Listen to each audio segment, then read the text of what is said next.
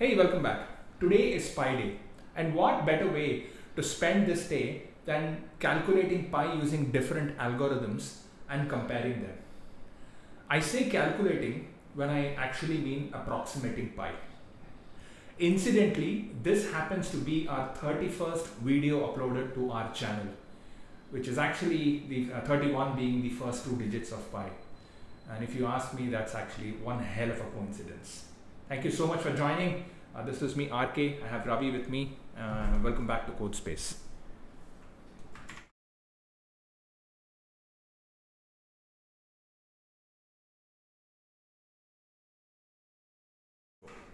Hey, man. Hey, RK. Welcome back.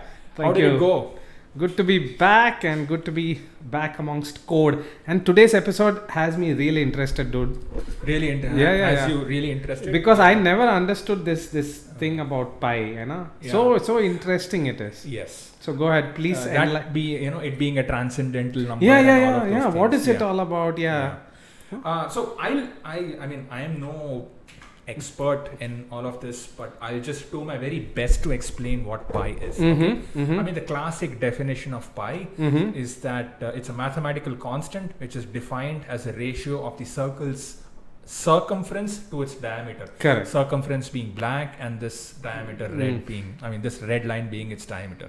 That's all it's actually defined as. Okay. It is known as a transcendental number. It's also irrational. Okay. And we all know what pi is. I mean, basically the number of decimals that it has is basically never ending. Yeah. All right. That is amazing. Yeah. I mean, we did arrive at this conclusion that it is a transcendental number after almost people have started calculating pi since 1000 AD. Almost 1000 years of mathematics has gone behind it for us to understand that it really is like a never ending number. Also, it's not supposed to be repeating, right? It's not supposed to be repeating. Correct. I mean, if you take, I think 3 by 2 or 2 by 3, for example. Right. 2 by 3 is 0.666. We 666. approximate it to 0.67. But it's like a repeating thing. Right. Pi is actually not repeating. And which is why those competitions of who can remember the more most digits of pi and all of those things. yeah. Okay. So, before we proceed on, I just want to sort of make sure we are all on the same page as to why the more number of decimals that you add to pi, the more precise a circle becomes. This is what is the classic definition of why you need more and more decimals for the mathematics behind pi to be more precise. So if I had a circle and if I had, let's say, defined pi as these 10 digits over here, then it would, for all intents and purposes, this would be like a perfect circle. 10 digits is enough to basically create a circle the size of this building that we are living in, which is what, 40, 50 feet. If you had, 10 digits would be enough to make it precise. But supposing if it was not precise, if you had to measure a circle or if you had to draw a circle the size of this building, which is, let's assume that's the diameter is 50 feet. And if you just had pi approximated to 2 decimals over here, then the circle would essentially not be complete. You would have that gap over here. Alright?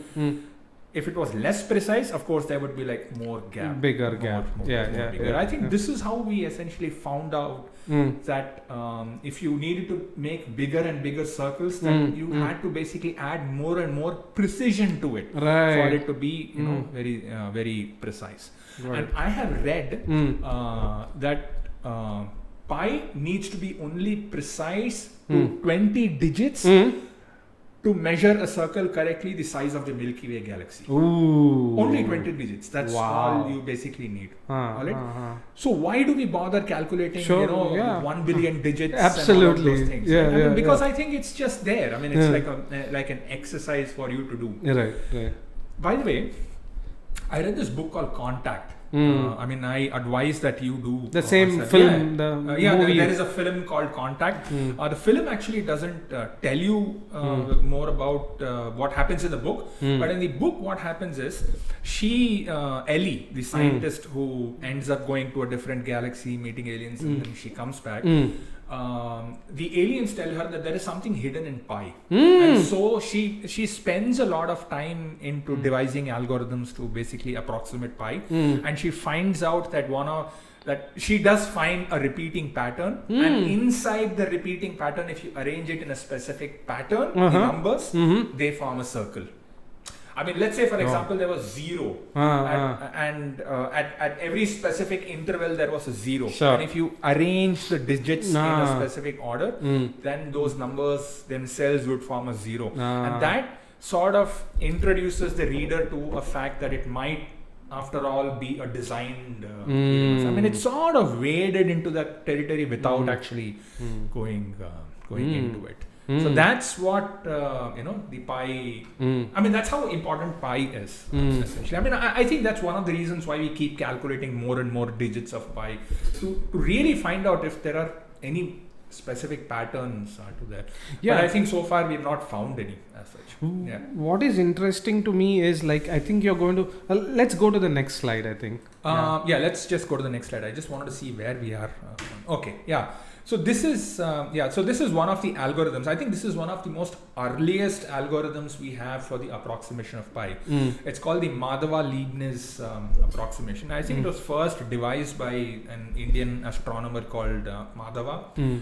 And I've read some very old book, which basically introduced me to the concept, or introduces the reader to the concept as to why they needed to approximate pi so precisely.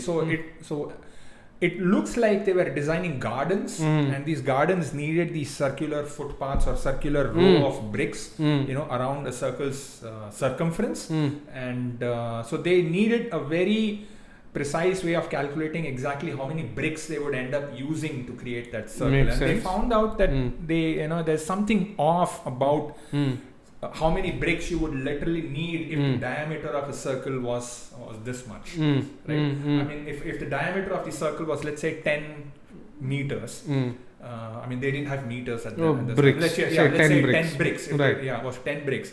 And they would find out that they did not need 31 bricks. It would just be a little bit more than 31 bricks. Right. But it's not 32 bricks also. Absolutely. It's somewhere between 31 and 32. And, that ratio keeps changing. Right. Yeah. So this is one of the most earliest approximations of pi. So I'm just sort of leaving the formula out here. I mean, there is so much literature on the internet. You can read more about how he came about and who was involved in making this formula more precise and everything. But that basic idea that you can take something geometrical and put numbers, algebra, it's very interesting to me how they got this. Yeah. I think that was great by Madhava. Very nice. Very nice. Right? Yeah. I mean, there are more and more precise formulas. Right. In this episode, we'll visit 4. We'll I'll show you. I'll show you the formula for Ramanujam's. I mean, I'll show you Ramanujan's formula for approximating pi, and by far, I mean, it's not the fastest. The one that is derived out of Ramanujan's formula is the fastest in calculating pi to, like, I think, 1 billion digits. It's like it's like the fastest approximation that we have. But I'll just show you the formula on the screen when we get to it. I mean, I don't want to show it right now. Okay. But you will, but we'll talk about it. This has a nice this simplicity, nice and even and simple, and anybody with a paper and pencil can sit down and start calculating. Absolutely. Yes, that's correct. All right.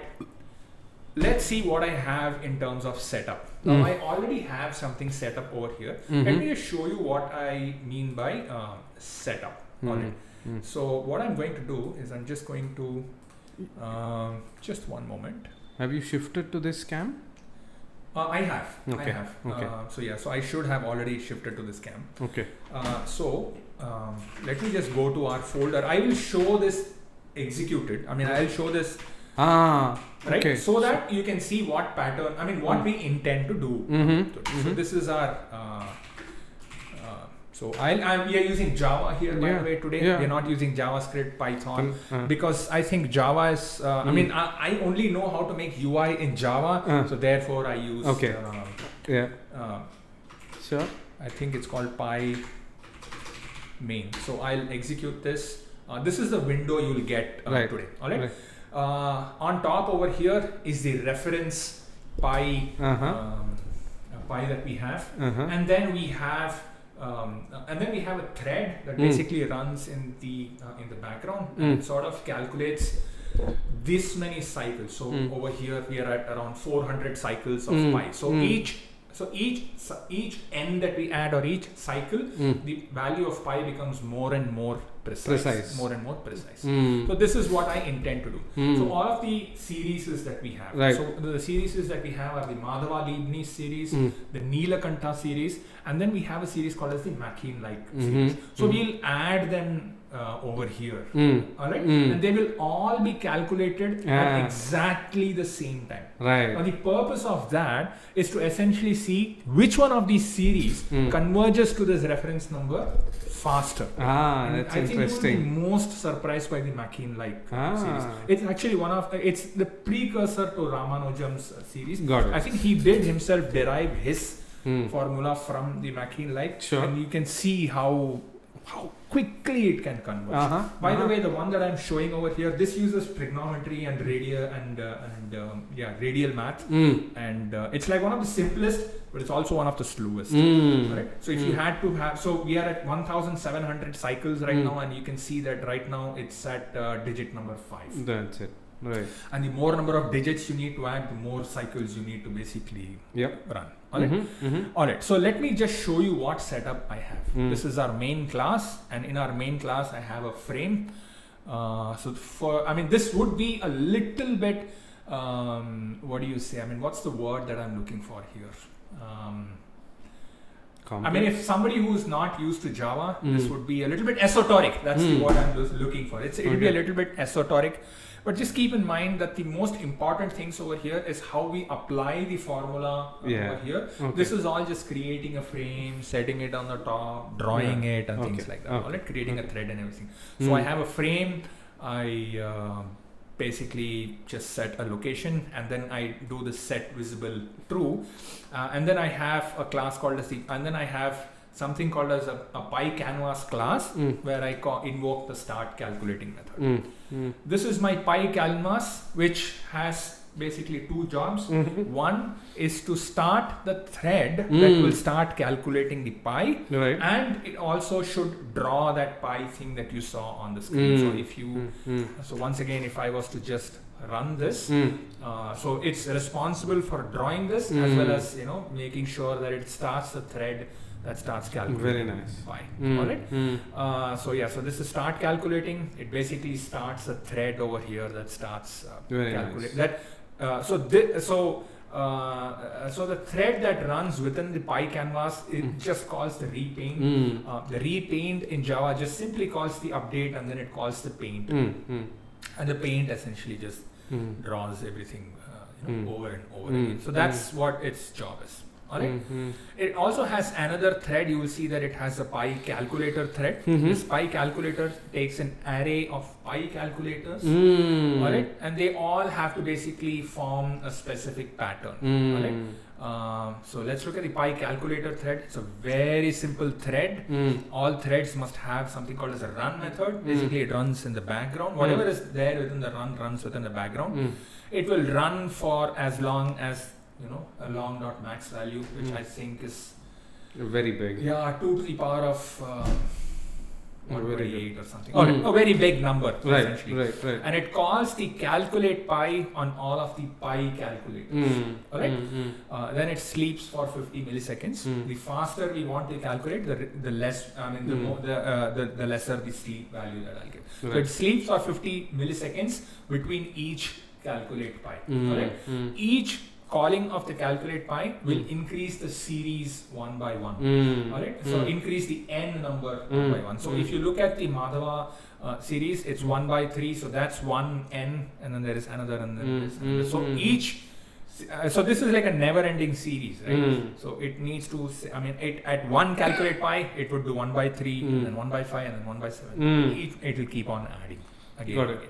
That's what it's this thing. Now let's look at the pi series abstract class itself. It has two methods which will which will calculate pi and then get name, and then I have something called as a math context. Now because we are going to be doing pi calculation, it is important for us to use the big decimal data format,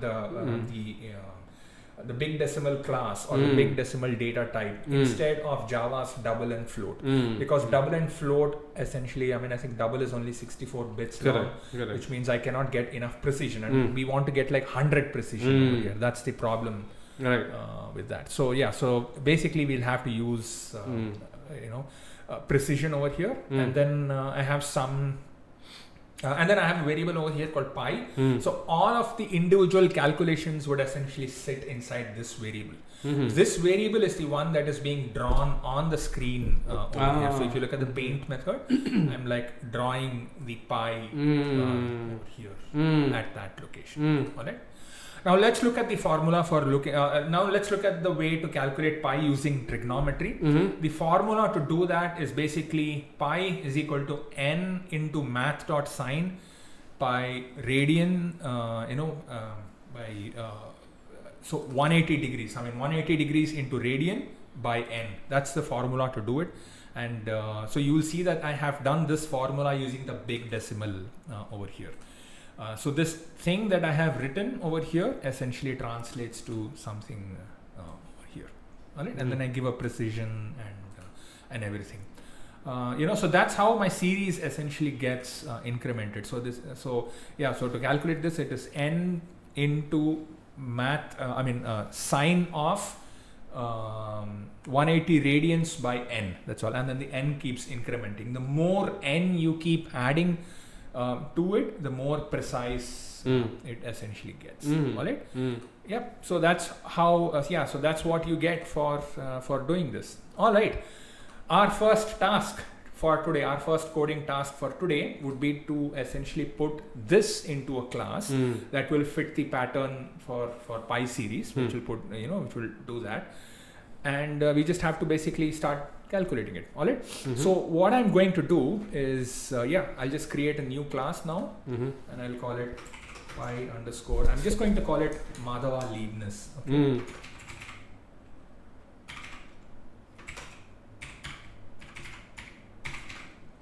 All right. And what I'll do for now is I'll just basically copy this entire thing, so that I don't have to write it all over again, right? All I have to do is change what it looks like on the inside. Let me just put the package statement. So this will be package.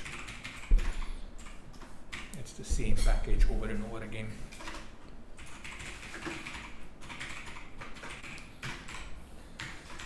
So Ravi, I know you have to leave, which is fine. I think you can. Yeah. I'll just go for a class and come back. Yes, of course. By then, I want to come back and see the want to race. See which one the wins. Race. Yes, yes. So this one would extend the pi series. Yeah. So this is the Madhava Leibniz, and over here Madhava Leibniz. So that's what I'm going to call this. I don't need this, but I would need other variables. All right, so let's look at what the formula looks like. So this is 1 minus 1 by 3 plus 1 by 5 plus 1 by 7 plus 1 by 9 is equal to pi by 4. So which means pi is equal to 4 minus 1 by minus 4 by 3 plus 4 by 5 minus 4 by 7, and so on and so forth. All right, so for that I would have, so this 4 over here would be the numerator. So I'm going to start with that numerator. Say private big decimal numerator is equal to new big decimal of 4. I'm going to say 4d over here, representing 4 as a double value. I'm going to start n with 1 over here, which is also correct. And then n also needs to be incremented. Alright, so I'm going to create another variable over here called n increment, and this increment needs to happen in 2 steps. So that's 3, 5, 7. So n over here would be 3, 5, 7, 9, and so on and so forth. Alright, so n starts with 1 and then it increments that many number of times. It increments 2 each and every time. Alright, to calculate pi, all I have to do is say So all I have to do is say, I'm going to say super.pi is equal to n dot, no, that would be pi dot add, correct? Yeah, so pi needs to be added to pi itself. So pi dot add, I mean basically this value needs to be added to pi over and over again, and pi, as you know, which is declared in its parent, is itself a big decimal over here. So I'll have to use the add, so add, which would be numerator, right? So that would be numerator dot divide, numerator dot divide n. I also have to give precision to add. Also, I'll have to give precision. I mean, I basically have to say that it needs to be precise to that many number of digits, to 100 digits. So, yeah. So that precision, close the brackets over here. Is that correct? Yeah, that's, I think that should be correct. All right. So I have is equal to super.pi.add, numerator.divide. So divide this, and then for the add, I'm passing this precision over here. Yeah, that's it. All right. That being done, I now have to increment pi. So that would be n is equal to n dot add and increment. I also have to make sure that on the first step it's minus, and then it's plus, and minus, and then plus, and all of those things. So right now it's like a plus, but I now have to say numerator is equal to, oops, numerator dot negate. All right, so that is my Madhava-Leibniz calculator, and all I have to do is go to my canvas and then create a variable of that. So all I have to do is say calculus.add pi underscore Madhava-Leibniz, and this alone should be enough for me to yeah. So I'm going to say, and hopefully after I have compiled this, I should now see the Madhava-Leibniz being calculated. All right. So, so there is something off over here, which means I'm going to have to change or modify something. You can see that the calculation is in fact not correct. That's number one. And number two, I'm going to make sure that I don't have to add so many values over here. All right, so that it doesn't overflow like this. So there is something off about this calculation. We will have to correct for that. So there was nothing wrong with our calculation per se. It's just that the number itself was not visible. So if I now execute it, I mean, you will see that I've made some changes. Number one, I've made sure that they're all evenly spaced on the y-axis, and I've had a bit more space over here. And you can see that the Madhava-Leibniz also starts to sort of converge onto the value of pi. But I'm a little bit surprised over here, because what is happening is that what I assume to be the slowest method of calculating pi happens to be right now like this, like the second slowest. The Madhava-Leibniz does converge, but at a slower rate than just doing it using trigonometry. But then again, it's gone less than 1,000 cycles, and I'm pretty sure that if I removed the sleep over there to basically make it run as fast as possible, I still hope that the Madhava-Leibniz is like indeed the fastest way to do it. Anyways, that being said, that's what the Madhava-Leibniz calculation looks like. So you can see that it has now computed the first two digits, and it's slowly converging on the third digit over here. All right, so that's for the Madhava-Leibniz series. All right, so I've done nothing to the code as such. It just remains the same. The only change that I made was to ensure that everything is evenly spaced, and I gave it a bit more space on the right hand side on the canvas itself, so that I can fit the full name over here. All right, yeah. So that's as far as the Madhava-Leibniz method of calculating pi is concerned. All right, let's move on to the next one. The next one I have is the Nilakantha series. All right, so the Nilakantha series states that pi is equal to 3 plus, I mean it's a series, that is 3 plus 4 by 2 into 3 into 4 minus 4 by 4 into 5 into 6 plus 4 by 6 into 7 into 8 minus 4 by 8 into 9 into 10 and so on and so forth. Okay, so what we'll do is we'll take this series and we'll put it into our code and see how that goes. Alright.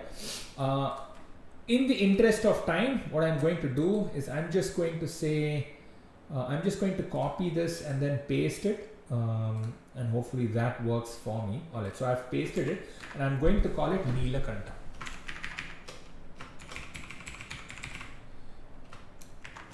Alright, so that's the Neelakantha series.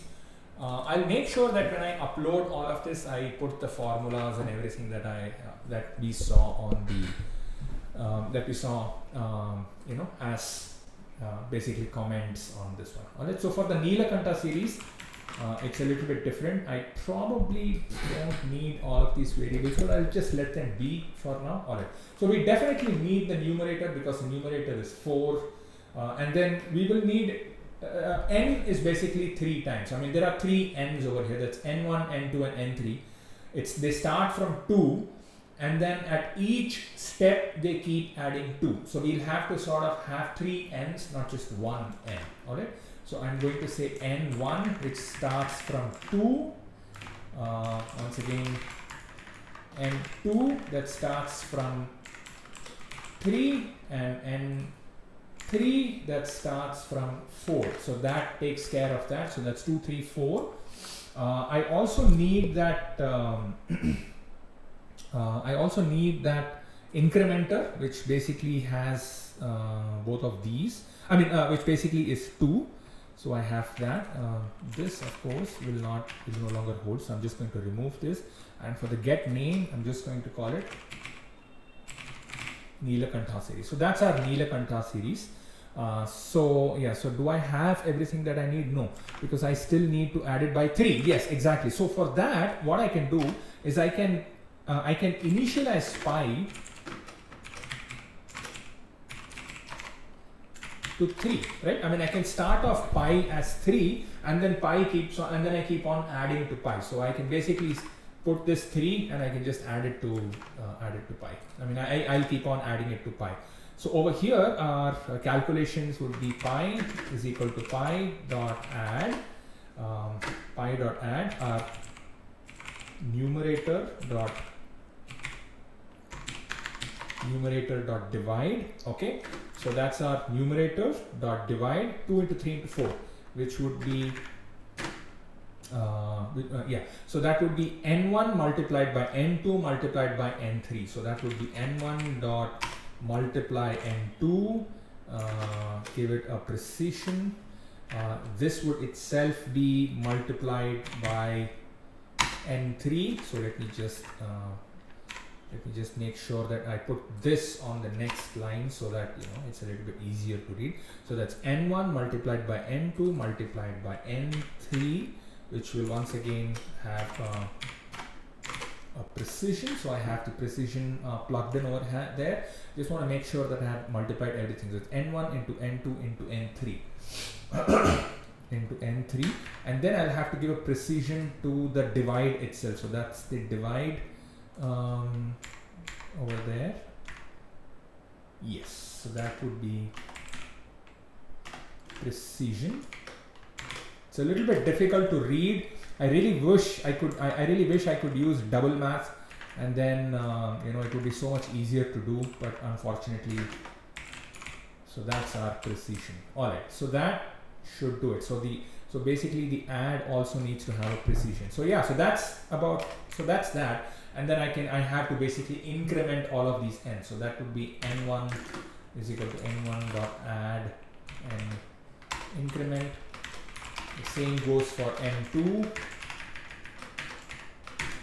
and n3 as well. So that would be n3 is equal to, yes. So all of them get incremented, and finally, remember it's 3 plus the first n, the first calculation minus the second n plus the second. So that's how the series goes. So basically, I'll have to make sure that the numerator becomes negated. All right, so it's numerator dot negate. So once I do this, this should be my Neelakantha series. So now let's plug this into our canvas and see if it is a little bit faster than our other calculator. So I'll just say add new Neelakantha, and yes, that's about it. Is my Neelakantha extending from Pi series? Yes, it is. So yes, so that should make it all right. Let's see, how do I compile this?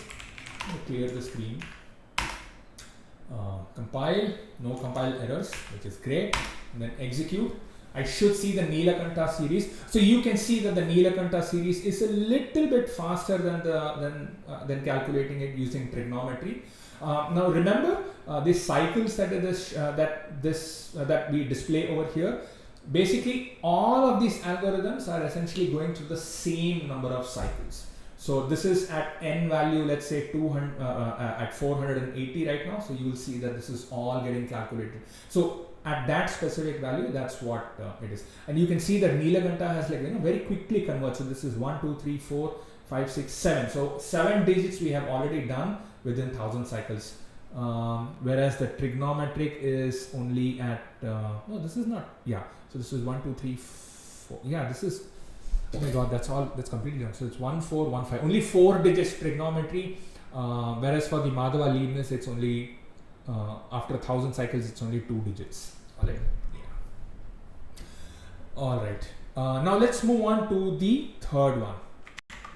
Alright, so before we move on to the next one, I just made a couple of changes. One thing that I was noticing was that there was a lot of flickering happening on the screen. So I found out that the flickering was happening because I was using a component called Canvas, which is basically an older Java AWT windowing toolkit Canvas. Instead of that, I have now used the Swing J panel, and all you have to do is sort of have the paint component and do exactly the same thing. So that's the only thing that I changed. Instead of extending from the canvas, I have extended from the J panel, and that results in a very, very smoother looking canvas as such. I mean, a smoother looking window or animation as such. All right, so just revisiting before we move on to the next one. I would say number 1 is Neelakantha. I mean, that's like the fastest. Number 2, I would say, is the trigonometric way of doing it, and not very far behind is the Madhava-Leibniz. And I think the more number of cycles we'll go, or if I was to remove the sleep that was there when this pi was being calculated, I would still feel that the Madhava-Leibniz would be second at least over here. Alright, so now we now have 3 methods of calculating pi. Let's add the 4th one. This is a very modern, so the 4th one that we are going to discuss or going to look at is like the most modern or a precursor to the modern algorithms that we have. Alright, this is called the machine-like, the Makin-like approximation of pi. It's not machine, but it's actually Makin, and I understand that this one came in the year 1706. Alright, so I'll link the papers and everything that is involved in calculating this. But let's just look at the formula. The formula itself states that pi by 4 is equal to 4 arctan of 1 by 5 minus arctan of 1 by 239. How did they come up with this number 239? I'm not entirely sure, but that's that. All right. So that being said, what is this arctan? This essentially means that pi is equal to 4 into 1 by 5 minus 1 by 3.5 plus 1 by 5 by 5, 1 by 3 into 5 to the power of 3 plus 1 by 5 into 5 to the power of 5. So that's actually 1 by n into n to the power of 1 by n into 5 to the power of n. So that's how the series goes. And that needs to, and that is, and the second part of that is 1 by, 1 by n into 239 to the power of n. So that's what the formula in fact looks like. All right. So when I upload all of this code, I'll make sure that I type this formula out, and I, in the comment section of the class itself. All right. So we've done We've done trigonometry, Madhava Leibniz and Nilakanta. Now let's do the Machian-like. Alright, so as per tradition, we'll just basically copy this and we'll paste this so that we don't have to rewrite a lot of code, right? So I'm just going to call it Machian-like.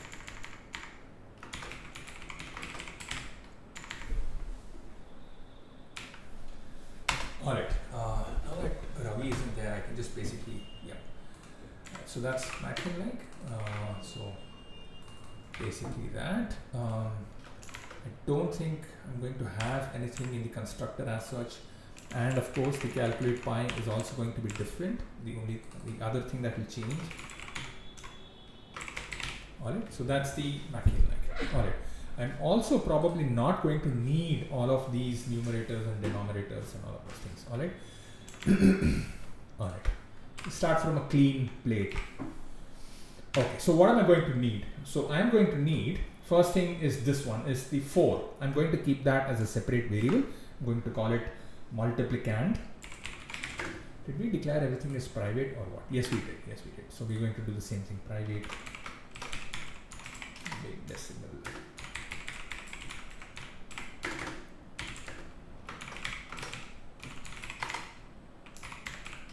Alright. So this D over here represents that this number is in fact a double value. I'm also going to have a numerator because remember all the numerators are essentially 1. So I'm going to say numerator is essentially just 1. I also need to increment everything. N over here would start with 1 and then it would increment by 2 times. So I'm also going to have an incrementer. So I'll just say this is incrementer and that would have a value of 2. The other thing that I would have is, so I need to basically have 2 calculations done separately and then merge them together in one final thing. So first things first, we will have the variables declared for the first series. Okay. For the first series, correct? So in the series, what I'm seeing is that n basically starts off with 1 and then it increments twice. So I need to have that only once. All right. I mean, I basically need to declare that only once. So that would just be my n for oopsie, what did I do? Okay. So I'll have n over here, which would start off at 1. Alright. So that would be my n that would be plugged into both of these equations. So they would, be plugged into both of these equations.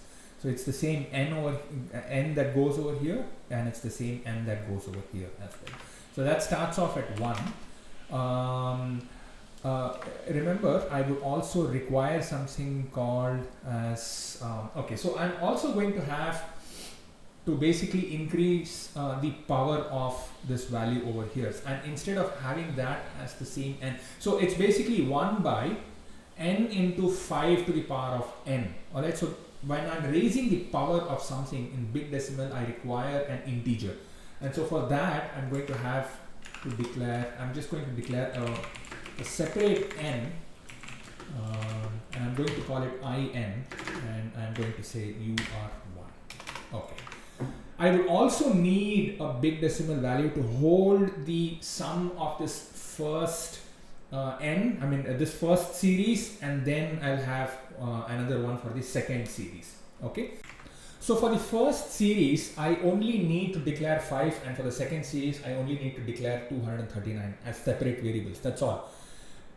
So they don't have to be incremented or anything, but I'm going to have to store the results of the first series separately and then the second series separately.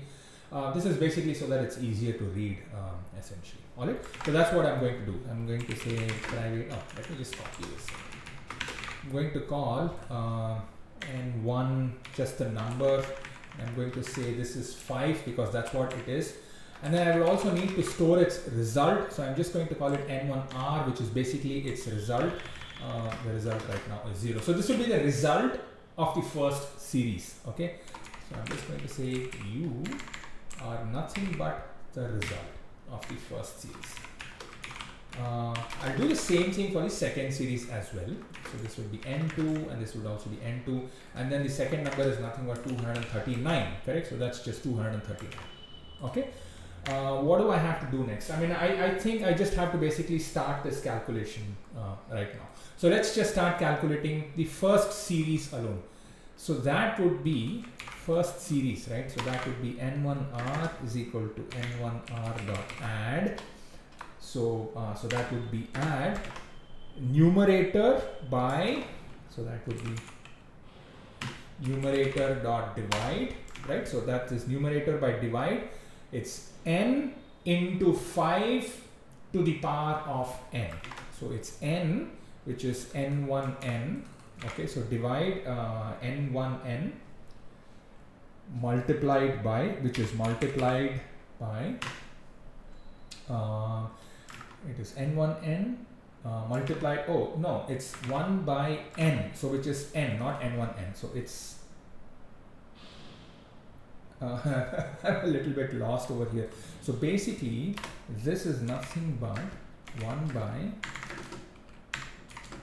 n into 5, n into 5 to the power of n. That's all this is. Alright, so basically 5 to the power of n, and then you multiply it by 1. So that's numerator. Alright, so that's numerator dot divide. Let me just put this on the second line so that I'm not confused. So this is numerator dot divide. N1, okay, so that's okay, so that's, yeah, so that's the so numerator dot divide n multiplied by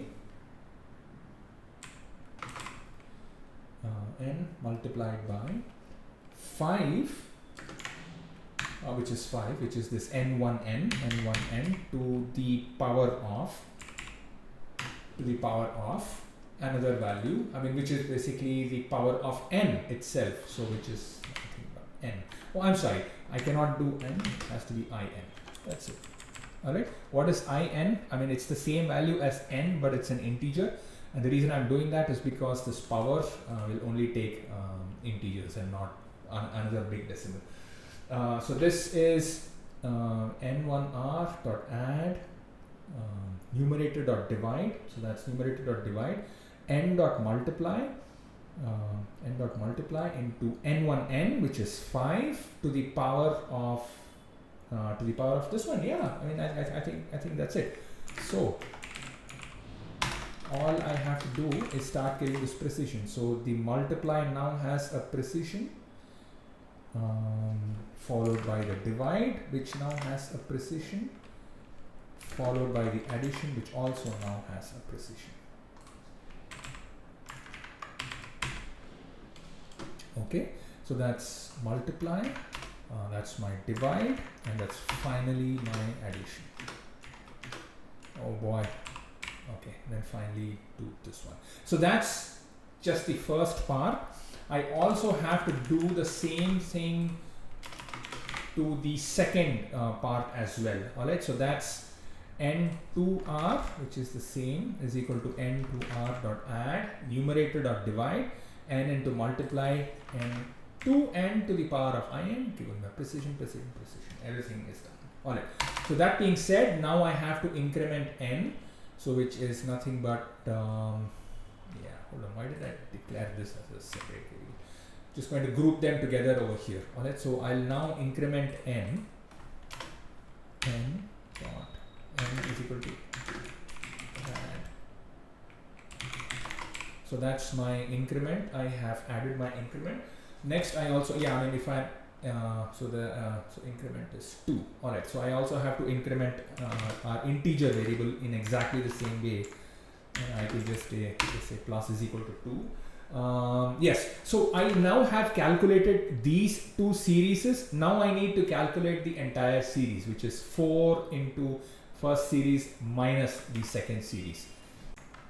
So that would be pi is equal to, oh, where am I typing? Okay, yeah.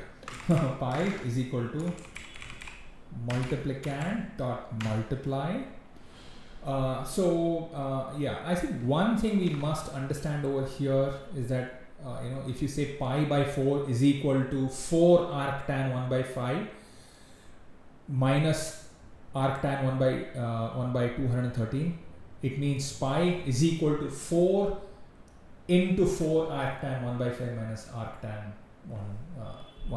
239. So that's, basically this 4 also needs to go on the right hand side. So we'll just do that. So which is basically multiplicand dot multiply. Let me put this on another line. Multiplicand dot multiply. And now we come to this part of our calculation, which would be multiply n1r. So that would be n1r, which is our first series.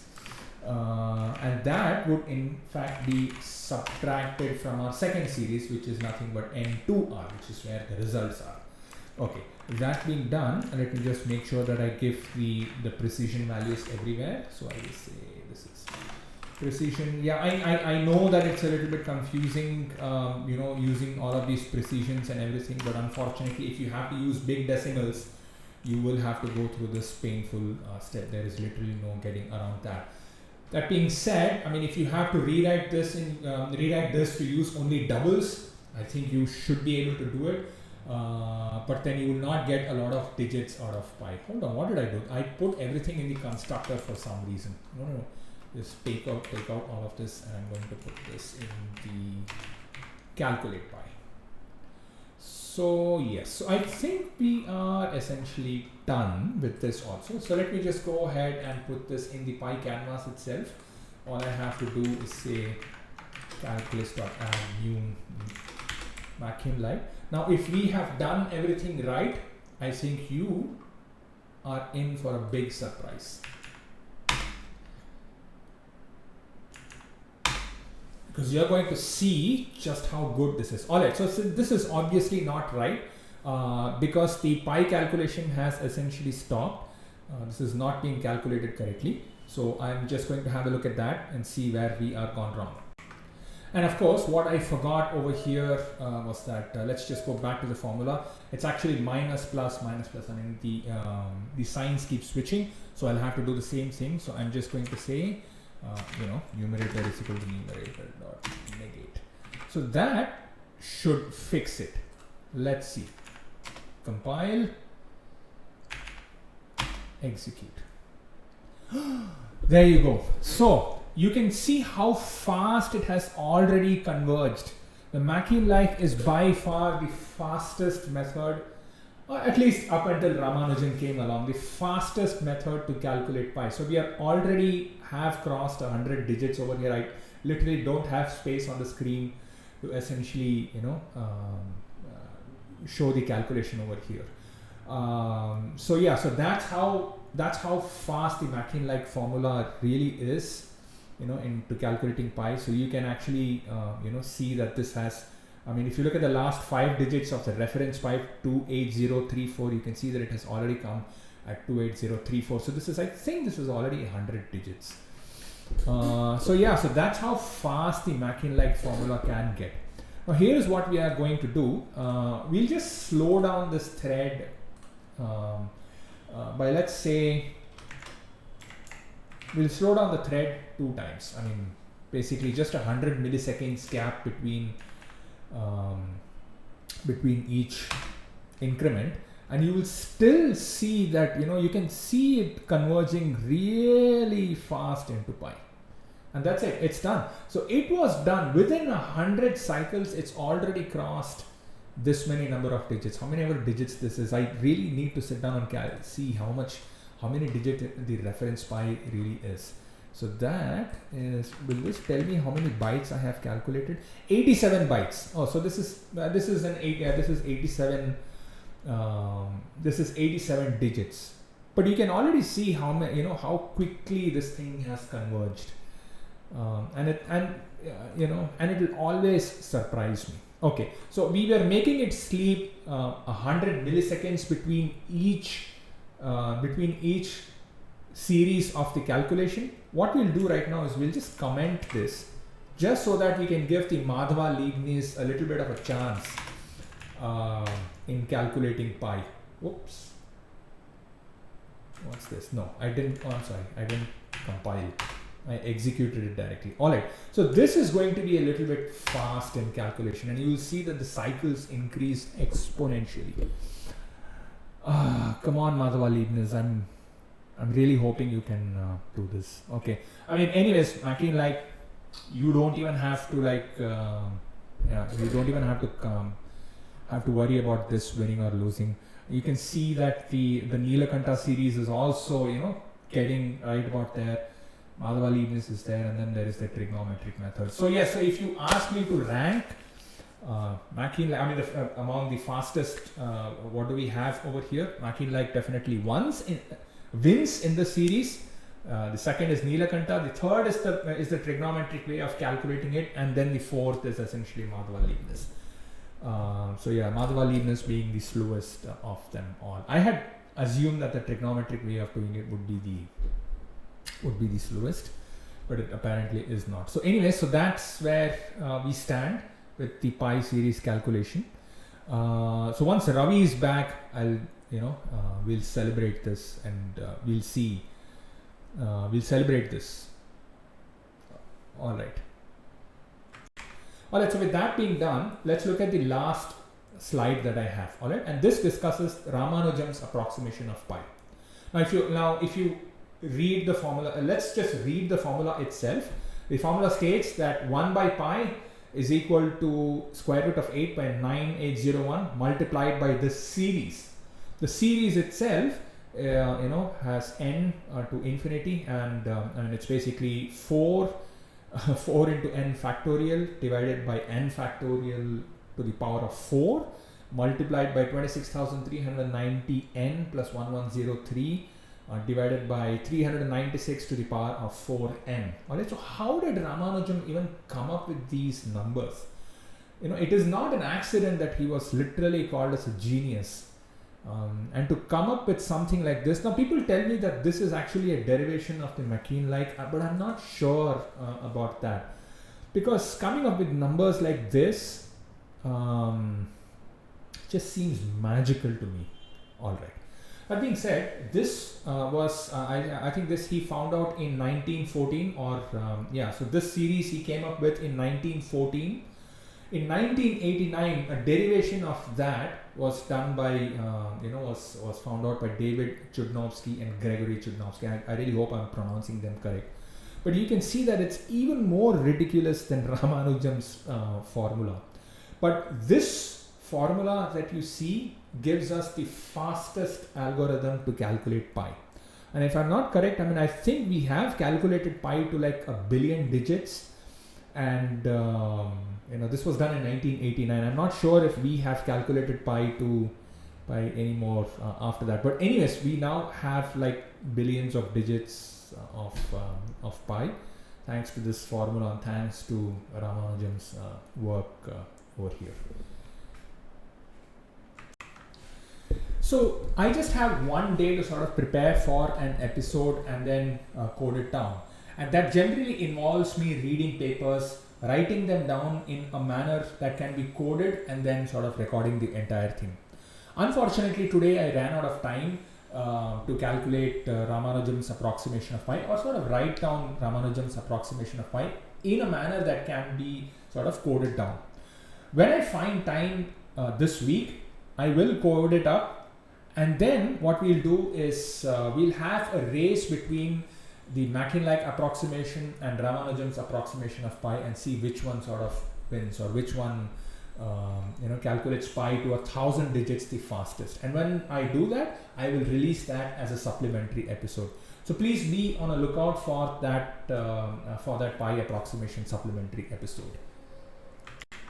Alright, so that was the end of the episode. I'm just going to execute this once again so that we can see all of the calculations in its glory. You can see that Mac-Lane is already done. Within 100 cycles, it was already done. I'm pretty sure it can breeze through 100 digits quite easily.